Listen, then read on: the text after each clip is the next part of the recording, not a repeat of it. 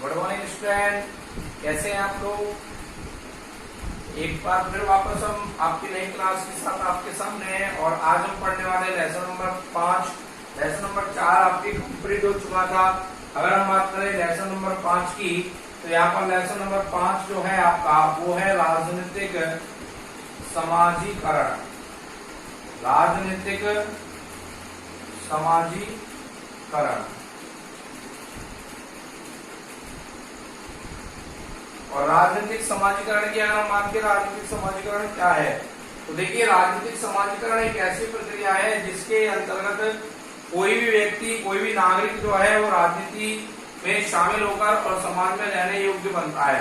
अर्थात राजनीतिक क्रियाओं को प्राप्त करके, राजनीतिक क्रियाओं को पूरा करके और समाज में रहने योग्य बनता है, उसको राजनीतिक समाजीकरण कहते हैं। यहाँ पर बहुत सारे विद्वानों के द्वारा कुछ परिभाषाएं यहाँ पर प्रस्तुत की गई थी। राजनीतिक समाजीकरण क्या है, तो राजनीतिक समाजीकरण एक साधारण सी परिभाषा में ये कह सकते हैं, जिन अभिव्यक्तियों या जिन कार्यों के माध्यम से व्यक्ति या जो बालक होता है वो समाज में रहने योग्य बनता है, उसी प्रक्रिया को राजनीतिक समाजीकरण कहते हैं। राजनीतिक समाजीकरण ये आप जो देख रहे हैं इसकी परिभाषा यहाँ पर आपको बताई जा रही है। परिभाषा का अर्थ है यहाँ पर कि जिन अभिव्यक्तियों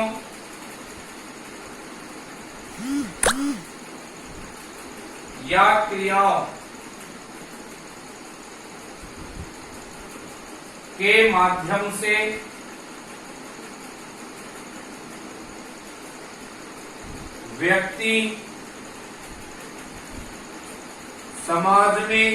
व्यक्ति समाज में रहने योग्य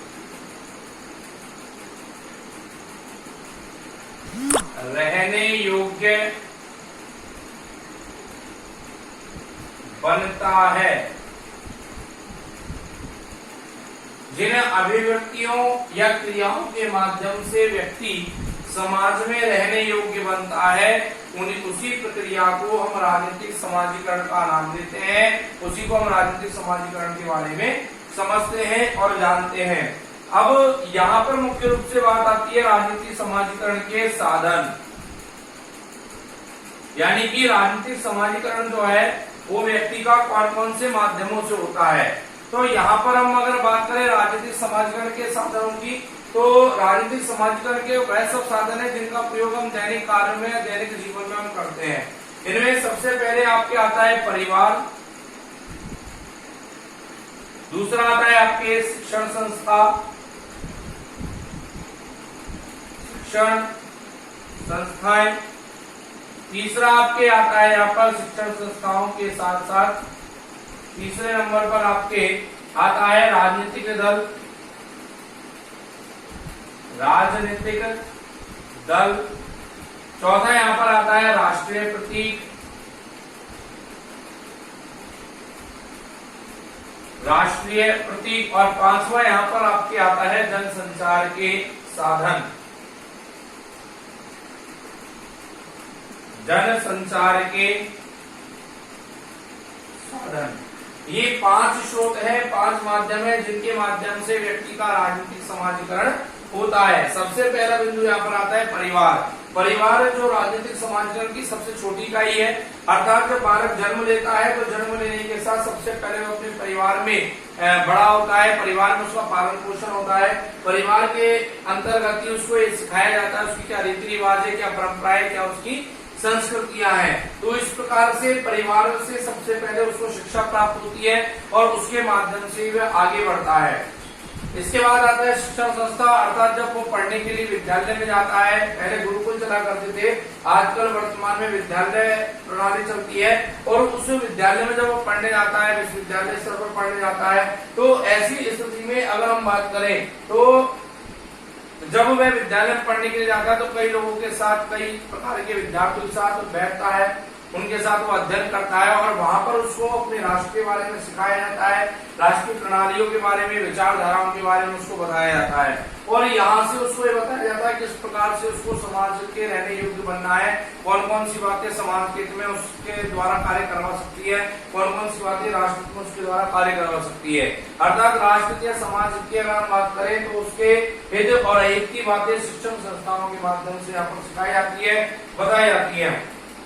तीसरा है यहाँ पर राजनीतिक दल। राजनीतिक दल क्या है? देखिए, राजनीतिक दल जो हमारे देश में या किसी भी देश में शासन चुनने की जो प्रक्रिया होती है वो राजनीतिक दलों के माध्यम से ही होती है। अर्थात एक या एक से अधिक दल, राजनीतिक दल जो होते हैं वो चुनाव लड़ते हैं और चुनाव लड़ने के बाद जो राजनीतिक दल बहुमत हासिल करता है वे व्यक्ति शासन चलाता है। लेकिन यहाँ पर राजनीतिक दलों की क्या भूमिका है समाजीकरण में कि ये निश्चित रूप से निरंतर रूप से अधिकांश से चला आता है कि हमारे पूर्वज जिस राजनीतिक दल का समर्थन कर रहे होते हैं उसी राजनीतिक दल का समर्थन हम लोग भी करते हैं। अर्थात जो प्रक्रिया हमारे पीढ़ी दर पीढ़ी चली आ रही है उस राजनीतिक दल के बारे में हम समझते हैं, देखते हैं, उसके बारे में अध्ययन करते हैं और उसी की गतिविधियों को हम अपने परिवार में भी देखते हैं।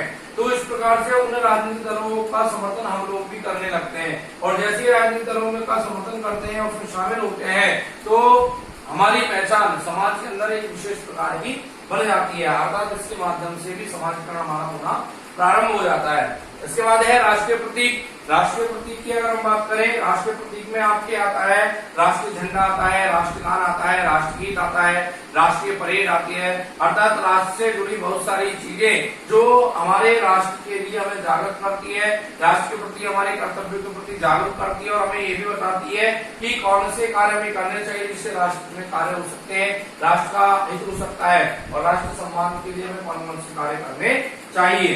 अंतिम अवस्था यहाँ पर आती है जनसंचार के साधनों की। अर्थात जनसंचार के जो साधन है ये जनसंचार के साधन भी हमारा समाजीकरण करते हैं। जनसंचार के साधन जैसे टीवी जो अर्थात टेलीविजन जो है, समाचार पत्रिकाएं, न्यूज चैनल और इंटरनेट, बहुत सारी ऐसी चीजें जो हमारी बातों को दूसरी जगह तक पहुंचाती है, दूसरों की बातों को हम तक पहुंचाने में मदद करती है। तो ये जनसंचार के साधन कहलाते हैं। और आज वर्तमान समय में अगर हम बात करें राष्ट्र का हित करने के लिए, राष्ट्र के प्रति कार्य करने के लिए, राष्ट्र के प्रति कर्तव्यों का निर्वहन करने के लिए और राष्ट्र के प्रति जागरूक रहने के लिए जनसंचार के साधनों की एक महत्वपूर्ण भूमिका होती है। अर्थात आज वर्तमान समय में मीडिया जो है मुख्य रूप से इस भूमिका को निभा रहा है और लोगों के अंदर इसके माध्यम से अपने समाज के प्रति, अपने राष्ट्र के प्रति जागृति आ रही है। तो ये बहुत सारे संसाधन यहाँ पर आपको बताए गए, ये सब राजनीतिक समाजीकरण के साधन कहलाते हैं। अर्थात इनके माध्यम से हमारा या किसी भी व्यक्ति का राजनीतिक समाजीकरण होता है, वो समाज में रहने योग्य बनता है। इन्हीं प्रक्रियाओं में शामिल होने के बाद, इन्हीं प्रक्रियाओं को देखने के बाद, इन्हीं प्रक्रियाओं का उपयोग करने के बाद जो व्यक्ति होता है वो अपने समाज में रहने योग्य बन जाता है। तो ये आपका लेसन नंबर 5 था, एक छोटा सा लेसन था जो एक ही दिन में आपके समाप्त हो गया और इसके जो प्रश्न उत्तर है संबंधित वो आपको भेज दिए जाएंगे। अब आपके लेसन नंबर 5 कंप्लीट हो चुके हैं। वैसे मैं आपको बोला था पिछली क्लास में कि 1 से 4 लेसन तक हम रिवीजन करेंगे, लेकिन उसका कारण यही था कि एक छोटा सा लेसन था तो मेरे दृष्टिकोण के अनुसार जो मुझे उचित लगा उसके अनुसार मैंने पहले इस लेसन को पढ़ाया। अब इस क्लास के बाद अगली क्लास में जो पढ़ेंगे तो लेसन नंबर 1 से 5 तक हम रिवीजन करेंगे। अर्थात जो अब तक हम पढ़ चुके हैं उसके बारे में एक बार पुनरावृत्ति करेंगे।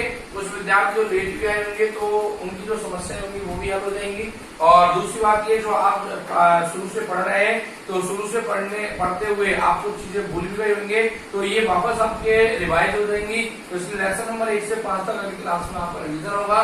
ये लेसन नंबर 4 जो है आपका यह कंप्लीट हो चुका है और सॉरी लेसन नंबर 5 यहाँ आपका ये कंप्लीट हो चुका है और इसके जो प्रश्नोत्तर है ये भी आपको भेज दिए जाएंगे।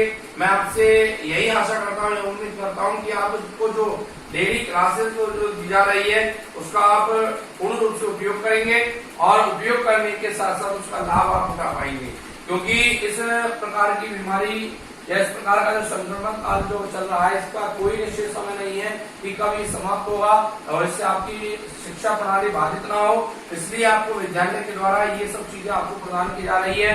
और प्रत्येक टीचर अपने सब्जेक्ट जो विषय विशेषज्ञ है वो अपने अपने मेहनत और अनुभव के आधार पर आपको ये सब टॉपिक ये लेसन आपको कंटिन्यू पढ़ा रहे हैं। तो मेरा ये मानना है चाहे आप किसी सब्जेक्ट को पढ़े, चाहे वो पॉलिटिकल हो, चाहे हिस्ट्री हो, ज्योग्राफी हो, हिंदी हो, इंग्लिश हो, या कोई भी आपके सब्जेक्ट है उसको आप पूर्ण ध्यान से पढ़ें, अर्थात उसको इग्नोर ना करें। किसी प्रकार से ये ना सोचे कि ऑफलाइन क्लासेस जब चालू होंगी तभी हम पढ़ लेंगे, कोई पता नहीं है कब चालू होंगी और किस प्रकार चालू होंगी, कितना सिलेबस होगा।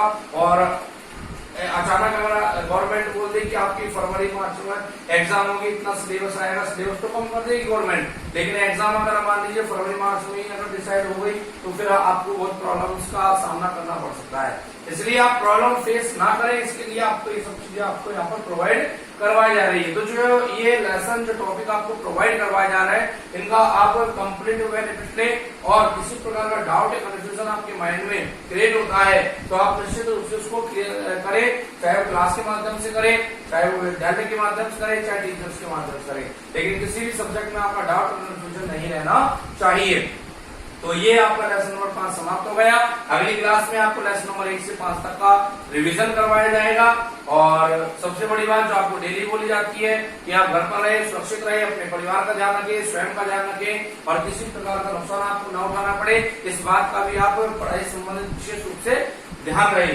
तो आगे की बातें हम अगली क्लास में करेंगे, तब तक के लिए इंतजार कीजिए। Okay, thanks for the day.